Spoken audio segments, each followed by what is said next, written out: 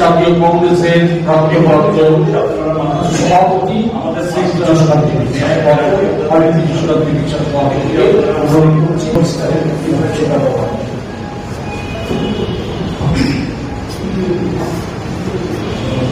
সবাইকে প্রথমে আমার কৃতজ্ঞতা এবং ধন্যবাদ জানাচ্ছি। আপনারা আমাদের বক্তব্যকে মানুষের সামনে নিয়ে যাওয়ার জন্য, এর আসার জন্য। আমরা সাংবাদিক সম্মেলনে অবতীর্ণ হয়েছি, আমাদের মুখপাত্র মহাশয় আপনাদের বলেছেন এই নির্বাচন অত্যন্ত গুরুত্বপূর্ণ। এই নির্বাচনের ফলাফলের উপর নির্ভর করবে ভারতবর্ষের গণতন্ত্র থাকবে কিনা, ভারতবর্ষের সংবিধান হবে কিনা। অত্যন্ত গুরুত্বপূর্ণ। আজকে সবাই একমত, ভারতবর্ষে যারা বিদ্যান, যারা রাজনৈতিক মজারে বিশেষজ্ঞ, সর্বস্তরের মানুষ একটাই কথা বলছে, এখানে নির্বাচনে নরেন্দ্র মোদীর নেতৃত্বে যদি বিজেপি ক্ষমতা আসে তাহলে ভারতবর্ষের গণতন্ত্র থাকবে না, আর নির্বাচন হবে না। কিন্তু আমাদের প্রধানমন্ত্রী নরেন্দ্র মোদী 10 বছর ভারতবর্ষের প্রধানমন্ত্রী হিসেবে প্রতিষ্ঠিত আছে এবং এটাও আজকে প্রমাণিত ও ভারতবর্ষ বিশ্বাস করে যে আমাদের প্রধানমন্ত্রী একজন মিথ্যাবাদী, ভ্রষ্ট, মানুষকে প্রতারিত করে আজকে 10 বছর ক্ষমতায় চালিয়েছে। অনেকগুলি রিপিটেশন হয়ে যায়। 10 বছর আগে উনি বলেছিলেন 100 দিনের মধ্যে সমস্ত কালো টাকা এনে বিদেশ থেকে ভারতের প্রত্যেকটা ভারতীয় পকেটে 15 লক্ষ টাকা করে ঢুকিয়ে দেবেন। 2 কোটি চাকরি হবে। এর সঙ্গে অন্যান্য অনেক প্রকল্প ঘোষণা করেছে। নির্বাচনে জিতার পরে 1 টাকাও উনি আনেননি। আজকে উনি সে ব্যাপারে কোনো কথা বলবেন না, কিন্তু মানুষ বিশ্বাস করে ভোট দিয়েছিল, নরেন্দ্র মোদীকে বিশ্বাস করে। কিন্তু আজকে প্রমাণিত উনি একজন মিথ্যাবাদী, ভ্রষ্ট প্রধানমন্ত্রী। 2 কোটি চাকরি দেওয়ার কথা, 10 বছরে 10 লক্ষের উপরে চাকরি দেবে। আপনারা জানেন প্রতিটা স্তরে ভারতবর্ষের মানুষকে প্রতারিত করা, মিথ্যা কথা বলে তাদের বিশ্বাস অর্জন করা। ক্ষমতায় আসার আগে উনি বলেছিলেন আমি তো ঝোলা নিয়ে আসছি, চলে যাবো আবার ঝোলা নিয়ে। মানুষকে বলেছিলেন আমি প্রধানমন্ত্রী নই,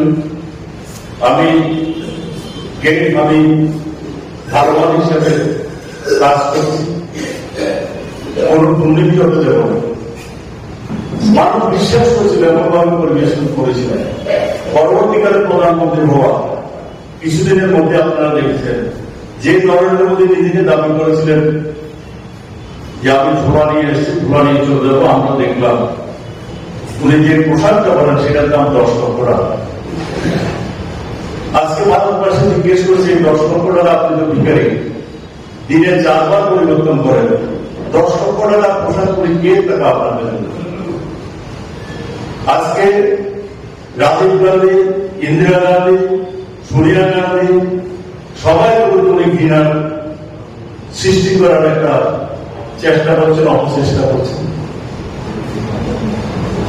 কংগ্রেস স্বাধীনতা আনিয়েছিল, জওয়াহরলাল নেহরু এমন পরিবারে জন্ম করেছিলেন, ভারতবর্ষের সবচেয়ে ধনী পরিবার, মতিলাল নেহরু। সেই পরিবারের সন্তান জওয়াহরলাল নেহরু যখন স্বাধীনতা সংগ্রাম আরম্ভ করেন, উনি এবং ওনার বাবা মতিলাল নেহরু, ওনার মা কমলা নেহরু, ওনার ওয়াইফ কমলা, সবাই জেলে গিয়েছেন স্বাধীনতা সংগ্রামের জন্য। ওনাদের যা সম্পত্তি ছিল সমস্ত সম্পত্তি দেশের নামে দিয়ে ওনারা ভারতবর্ষে আজকে ভূমিহীন এই পরিবার। তাদের নিজস্ব যা সম্পদ ছিল সবগুলো দান করে দিয়েছে। নরেন্দ্র মোদী এবং অতি সাধারণ জীবনযাপন করতেন। বাজপেয়ী কিন্তু ইভেন ভারতবর্ষের প্রধানমন্ত্রী বাজপেয়ী, কংগ্রেসের প্রধানমন্ত্রী, ওনারা ইউজ করতেন একটা অ্যাম্বাসেডার গাড়ি। আর আমাদের প্রধানমন্ত্রী নরেন্দ্র মোদী ক্ষমতায় এসে উনি 500 কোটি টাকার গাড়ি চলেন, 5,500 কোটি টাকার প্লেন চলে। আর উনি নিজেকে দাবি করেন আমি গরিবের মানুষ। এই যে টাকাগুলি উনি নষ্ট করছেন, এই টাকাগুলি দিয়ে ভারতবর্ষের 10 লক্ষ গরিবকে রক্ষা করা যায়। আজকে প্রত্যেকটা ভারতবাসী নরেন্দ্র মোদীকে ক্ষমতা আনার জন্য অনুতপ্ত। 2019 সালে উনি ক্ষমতাচ্যুত হতেন। প্রতিটা মুহূর্তে, প্রতিটা সময় উনি শুধু মিথ্যা প্রতিশ্রুতি গঠন গেম করেন। 2019 সাল নির্বাচন ভারতবর্ষের মানুষ ঠিক করে নিয়েছিল ওনাকে ক্ষমতাচ্যুত করবে, একটা মিথ্যাবাদী ভ্রষ্ট প্রধানমন্ত্রী। তখন উনি পুলওয়ামা এবং বালাকোটকে কাজে লাগিয়ে আবার ক্ষমতায় আসলেন। আপনারা শুনেছেন আপনার কাশ্মীরের যিনি গভর্নর, উনি বলেছেন পুলওয়ামা যে ঘটনাটা ঘটে, সোলজারকে যখন রোড দিয়ে পাঠাচ্ছে গাড়ি দিয়ে, উনি ভারতবর্ষের প্রধানমন্ত্রীকে নিজে অনুরোধ বলেছিলেন আমার কাছে ইনফরমেশন আছে এই রাস্তায় গেলে সবাইকে খুন করা হবে। আমাদের প্রধানমন্ত্রী নাকি বলেছিলেন তুমি চুপ করে দাও। তারপরে যাওয়ার উনি হেলিকপ্টার চেয়েছিলেন, বললেন হেলিকপ্টার রাস্তায় করে। দেখা গেল রাস্তায় যাওয়ার পরে উনি যে ঘটনা বলেছিলেন সেই ঘটনা প্রমাণিত হয়েছে এবং সমস্ত সোলজার নৃশংসভাবে নিহত হল। তখন আমার নরেন্দ্র মোদীকে উনি যখন ফোন করলেন জানানোর ঘটনা, উনি আবার বললেন তুমি চুপ করে দাও। আর নরেন্দ্র মোদী ক্ষমতার খবর পেয়ে একটা আনন্দ অনুষ্ঠানে উনি গান শুনছেন, আনন্দ করছেন। পরবর্তীকালে এই ঘটনাকে কাজে লাগিয়ে মানুষের মধ্যে একটা সহানুভূতি জাগিয়ে মিথ্যা সার্জিক্যাল স্ট্রাইক, এই মৃত্যুগুলি ঘটিয়ে উনি সার্জিক্যাল স্ট্রাইক করলেন এবং এই ঘটনাকে দিয়ে উনি আবার ক্ষমতায় আসলেন। একটার পর একটা কেলেঙ্কারি। এখন ভারতবর্ষে এমন একটা জায়গায় আমরা পৌঁছেছি, প্রতিটা মুহূর্তে নরেন্দ্র মোদী দুর্নীতির আশ্রয় নিচ্ছেন। এই নির্বাচন পরিচালনা করার জন্য আপনারা দেখেছেন নির্বাচনের বন্ডের নাম, যারা করাপ্ট শিল্পপতি তাদের অর্থভান্ডার করে লুট করেছেন ভয় দেখিয়ে, এবং ভারতবর্ষকে এখন চালাচ্ছে নরেন্দ্র মোদী নিজে চালিত হচ্ছেন। আদানির কথা একজন লোক ওনাকে চালাচ্ছেন। আজকের যে লড়াইটা শুরু হয়েছে এই মুহূর্তে ভারতবর্ষে ইন্ডিয়া জোট ভার্সাস এনডি। ইন্ডিয়া জোটের লড়াইটা কে করছে? ভারতবর্ষের আবহাওয়া জনসাধারণ। আর প্রধানমন্ত্রী নরেন্দ্র মোদী এনডিএ জোট উনি কাকে নিয়ে লড়াই করছেন? সে CBI, ED, income tax, NIA এদেরকে দিয়ে ভয়কে দেখে বিরোধীদেরকে জেলে ঢুকিয়ে উনি চাইছেন নির্বাচনটা করতে। কারণ ওনার কাছে রিপোর্টার বুঝতে পেরেছেন এবার যদি নির্বাচন হয়, ফেয়ার ইলেকশন হয়, উনি 140 থেকে 180 সিট পাবেন। সেই জন্য উনি চেষ্টা করছেন মানুষকে ভয়ভীতি দেখিয়ে নেতাদেরকে জেল করে নির্বাচনটা করতে। কিন্তু ভারতবর্ষের মানুষ আসলে ঐক্যবদ্ধ হচ্ছে ইন্ডিয়া জোটের পক্ষে। উনি আর নির্বাচনে ফিরতে পারবেন না। কালকে আপনারা দেখেছেন ভারতবর্ষের অর্থমন্ত্রী সীতারামনের স্বামী, যিনি একজন নাম করা অর্থমন্ত্রী, উনি কালকে প্রেস কনফারেন্সে একটা প্রেসের সঙ্গে সাক্ষাৎ দিয়েছেন 1 ঘন্টা 43 মিনিট। সেখানে উনি বলেছেন যে এইজন প্রধানমন্ত্রী নরেন্দ্র মোদী সম্পূর্ণ মিথ্যা প্রতিশ্রুতি ক্ষমতায় আছেন। এবং উনি বলছেন ওনার অভিজ্ঞতা থেকে বলছেন যে বিজেপি আর ক্ষমতায় ফিরছে না। এবং উনি এগুলো বলেছেন যে নরেন্দ্র মোদীর নেতৃত্বে সারা ভারতবর্ষে যে অর্থনৈতিক নির্বাচনী বন্ডের মাধ্যমে হয়েছে সেটা বিশ্বের মধ্যে সেরা ক্যালেন্ডারে, বিশ্বের মধ্যে সর্ববৃহৎ ক্যালেন্ডারে, এত বড় ক্যালেন্ডারে বিশ্বের কোথাও নেই। এবং ওনার ব্যক্তিগত অনেক অভিজ্ঞতার কথা আপনি বলেছেন 1 ঘন্টা 43 মিনিটের ইন্টারভিউ, এবং সেখানে পরিষ্কার করে বলছেন ক্ষমতা বেড়েছিলাম। ওনাকে প্রশ্ন করা হয়েছে তাহলে উনি 400 সিটের কথা কেন বললেন? বললো 400 সিটের কর্মকর্তাদের জন্য একটা ন্যারেটিভ, তাদেরকে উৎসাহিত করার জন্য।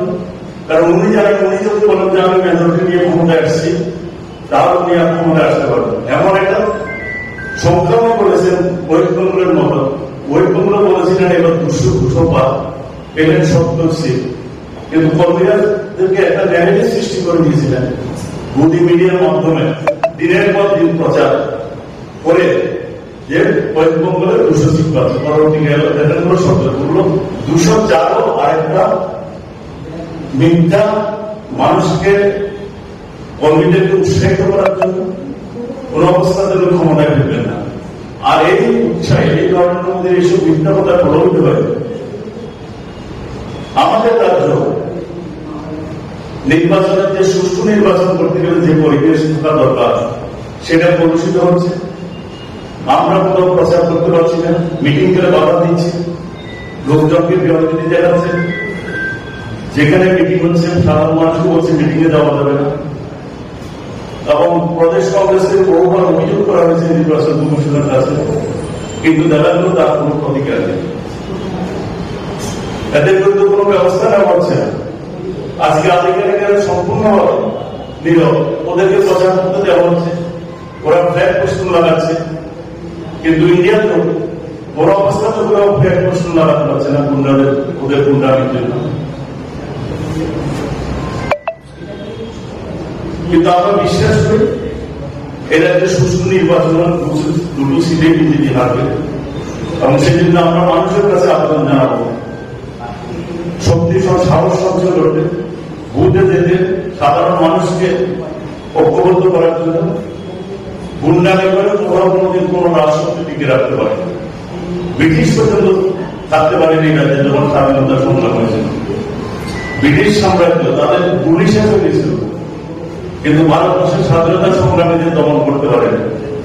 একদিন ব্রিটিশ এই দেশ থেকে চলে যেতে গেছিল। ঠিক তেমনি আমরা বিশ্বাস করি এই যে নির্বাচন, এই নির্বাচনে ইন্ডিয়া গ্রুপ জিতছে, বিজেপি হারছে, এবং সেটা হবে দেশের জন্য মঙ্গল, রাজ্যের জন্য মঙ্গল। এবং আমরা প্রদেশ কংগ্রেস থেকে প্রতিটা মানুষের কাছে আহ্বান জানাতে চাই, এই যে পরিবেশটা সৃষ্টি করছে, সবাই চাইছে এই সরকারটা চলে যাবে। এই সরকারটাকে যদি দাঁড়াতে হয় ভোটের মাধ্যমে, তাহলে মানুষের মনে সাহস করতে হবে এবং প্রশাসন তার সুনিশ্চিত করতে হবে, গ্যারান্টি দিতে হবে ভোটাররা যাতে নির্বিঘ্নে ভোট দিতে পারে। আজকে নরেন্দ্র মোদী দেশটাকে উঠছেন, 2-1 জন ওনার কাছে গরিবের কোন স্বার্থ নেই, 2-1 জন শিল্পপতির স্বার্থে। উনি বলেন 70 বছর কি করেছে কংগ্রেস? 70 বছর কংগ্রেস যে সম্পত্তি, ভারতবর্ষের যে সম্পত্তি সৃষ্টি করেছিল, যে সম্পদ সৃষ্টি করেছিল, সব মিলিয়ে নরেন্দ্র মোদী 10 বছর বিক্রি করে দিয়েছে। সে রেল বলুন, হাওয়া একটা বলুন, মাইন কারখানা বলুন, তেলের কারখানা বলুন, কয়লা কারখানা বলুন, ইন্স্যুরেন্স বলুন, ব্যাংক বলুন, সব থেকে বিক্রি করে দিয়েছে। নরেন্দ্র মোদীকে যদি আজকে জিজ্ঞেস করা হয় যে ভারতবর্ষ, ভারত সরকার কোন সম্পত্তি দেওয়া মানে, উনি বলতে পারবেন না একটা সম্পদ। উনি একটা সম্পদ সৃষ্টি করেছেন ওনার প্রধানমন্ত্রী তো এই 10 বছরে বলতে পারেন, কিন্তু উনি বিক্রি করে দিয়েছেন ভারতবর্ষের সমস্ত সম্পদ, যেটা 70 বছর কংগ্রেস করেছেন। কি দিতে হবে ওনার? 70 বছরের কংগ্রেস সম্পদ সৃষ্টি করেছে, উনি 10 বছরের সবগুলি সম্পদ ওনার বন্ধুদের কাছে বিক্রি করে দিয়েছে। আর তার মাধ্যমে আজকে ভারতবর্ষটা লুট হচ্ছে। উনি একটা ভ্রষ্ট, আপনারা জানেন আইন, আমরা অনেক কথা বলতে পারি না আইন বিষয়ে। দেখেছেন আপনার রাহুল গান্ধী একটা ডিফামেশন মামলাতে অভিযুক্ত ছিল। কোন লজিক পাবেন না, ভারতবর্ষের স্বাধীন মধ্যে আজকে পর্যন্ত কাউকে ডিফামেশন মামলায় 2 বছর শাস্তি দিয়েছে। আর রাহুল গান্ধীকে একটা কথা বলেছেন, এটা ডিপার্টমেন্টের মধ্যে কথা, রাহুল গান্ধী সেটাতে এখন স্ট্রিক্ট করছে, কিন্তু দেখা গেল সেই ডিপার্টমেন্টের মামলা লোয়ার কোর্ট 2 বছরের শাস্তি দিল, হাইকোর্টে এপিল করা হলো, হাইকোর্টও 2 বছরের শাস্তি দিল। আর বিজেপি বলছে আমাদের কি করে দোষী সাব্যস্ত হচ্ছে, দোষী সাব্যস্তের মামলাটা 2 বছর। সুপ্রিম কোর্টে যখন এপিল করলো, সুপ্রিম কোর্টের চিফ জাস্টিস প্রশ্ন করছে এই যে জাতীয় কিসের ভিত্তিতে একটা নজির দেখাবো, ভারতবর্ষে একটা নজির দেখাবো হাইয়েস্ট পানিশমেন্ট ডিপার্টমেন্ট করা হয়েছে। কারণ এটা একদিন যদি কম দেয় তাহলে রাহুল গান্ধীর সদস্য শিক্ষা দিকে যাবে, সেই সদস্য শিক্ষা যাতে না থাকে সেজন্য 2 বছর দিয়েছে। এবং 2 বছর পানিশমেন্ট দেওয়ার সঙ্গে সঙ্গে ম্যাজিস্ট্রেট সঙ্গে সঙ্গে দেখা যায় রাহুল গান্ধীকে নোটিশ, রাহুল গান্ধীর সদস্য পদ খারিয়েছে, রাহুল গান্ধীকে নোটিশ দেওয়ার পারে সারার জন্য রাহুল গান্ধীর সঙ্গে সঙ্গে যেতে। সুপ্রিম কোর্ট যখন প্রশ্ন করলো একটা উত্তর দিতে পারে, এই হল কেজরিওয়ালকে অ্যারেস্ট করেছে, সেখানের মধ্যে অভিযোগ যে তার বিরুদ্ধে কোনো এভিডেন্স নেই, ও এই ষড়যন্ত্র বা এই ঘটনার সঙ্গে জড়িত, একটা লোকের সাক্ষীর ভিত্তিতে ওকে অ্যারেস্ট করেছে। সে মুক্তি পেল, দেখা গেল সে বিজেপি ফান্ডে 65 কোটি টাকা ডোনেট দান করেছে। এর ভিত্তিতে হেমন্তের ভিত্তিতে আশিস ইডি অ্যারেস্ট করছে, জেলে ঢুকাচ্ছে। রাহুল গান্ধী বলেছিলেন আইন প্রণয়ন করে, বলছে কোর্টকে বলছে আইনটা পার্লামেন্টে পাস করে নিয়েছিলেন, বলছে যে ছাড়তে পারবে না, তুমি যতক্ষণ না আগে বলবে যে সে নির্দোষ ততক্ষণ ছাড়তে পারবে না, নির্দোষ তো বলবে ট্রায়ালে। কিন্তু সুপ্রিম কোর্ট এদিকে আমি দেখলাম বললো যে তোমাদের আইনে এমন করেছে বিদ্রোহ করে তোমরা এসেছো, বলবে কিনা যে ওকে জেলের আর দরকার নাই, বেল দিয়ে দেওয়া, নাহলে আমরা কিন্তু ফাইন্ডিং দেবো আজকে যে ওকে যে অ্যারেস্ট করেছে তার বিরুদ্ধে কোনো এভিডেন্স নেই। আর আমরা যদি এই ফাইন্ডিং দিই তাহলে কিন্তু তোমরা কি বলে বলো, পরক্ষণে এসে সেকেন্ড টাইম বলছে বেল দিয়ে দেওয়া, আমাদের কোনো আপত্তি নেই। কোর্টের যখন চাপে বললো তখন বললো বেল দিয়ে দেওয়া, আমাদের কাছে কোনো এভিডেন্স নেই। কিন্তু এতদিন তাদের 6 মাস আটকে রাখলো। এইগুলো ভারতবর্ষের বিচার ব্যবস্থার ভালো এবং সুতরাং মানুষ আসতে যাচ্ছে আপনাদের মধ্য দিয়ে। আমরা ত্রিপুরার যারা সাংবাদিক তাদের কাছে আমরা কৃতজ্ঞ, কারণ সাংবাদিকদেরকে আমরা কিছু বলি না, কারণ অনেক সময় মালিকেরা প্রেশার থাকে। 70 দিকে অনেক মালিক আছে, 4 দিন বলবে তোমার কাজের দিকে আর প্রয়োজন নেই। তবুও আপনারা যেটা বলছেন আমরা কৃতজ্ঞ। ত্রিপুরার যারা সাংবাদিক আমরা জানি অনেক রিস্ক নিয়ে আপনারা করছেন। আপনাদের কাছে আমাদের অনুরোধ থাকে, আমাদের এই যে বক্তব্য ইন্ডিয়া জন্য এই বক্তব্যগুলি আপনারা মানুষের কাছে পৌঁছাবেন। আমাদের 5টা ন্যায় গ্যারান্টি আমরা দিয়েছি কালকে, এগুলি আপনারা আমরা দেখেছি আজকে পাবলিশ করেছেন। আমরা এই যে দেখুন সীতারামনের হাজব্যান্ড বলেছে ভারতবর্ষের মিডিয়ার অবস্থা দেখুন, কোথাও দেখিনি সীতারামনের হাজব্যান্ডের স্টেটমেন্ট আছে। এটা যদি কংগ্রেসের পরিবারের কারণ রিড নিউজ 1 ঘন্টা 43 মিনিটের একটা ইন্ডিয়ান কোর্টের চ্যানেলে দিয়েছে। আজকে আমরা জলদি না, কারণ এরা সব control by some other person. তা আপনার কাছে অনুরোধ থাকবে, আপনার সাহসী সাংবাদিক আমাদের বক্তব্যটা সাধারণ মানুষের কাছে পৌঁছবে এবং এই বার্তাটা আমরা দিতে চাই আপনার মধ্য দিয়ে। মানুষ ভয় পাওয়ার কোনো কারণ নেই। সারা ভারতবর্ষের ইন্ডিয়াতে ক্ষমতা আসছে এবং আমরা মানুষকে আহ্বান করবো, অনুরোধ করবো এটার থেকে আপনারা বাইরে থাকবেন না। ত্রিপুরাদের মানুষ ত্রিপুরাদের শেষ হয়ে গেছে, এটা রক্ষা করতে গেলে গণতান্ত্রিক দলের হাতে ক্ষমতা তুলে দিতে হবে। সুতরাং সারা ভারতবর্ষের ইন্ডিয়াতে ক্ষমতায় আসছে, আপনারা এটা শরীর ভোট দিয়ে বিজেপি প্রার্থীদের পরাজিত করুন, এইগুলো আমাদের অনুরোধ।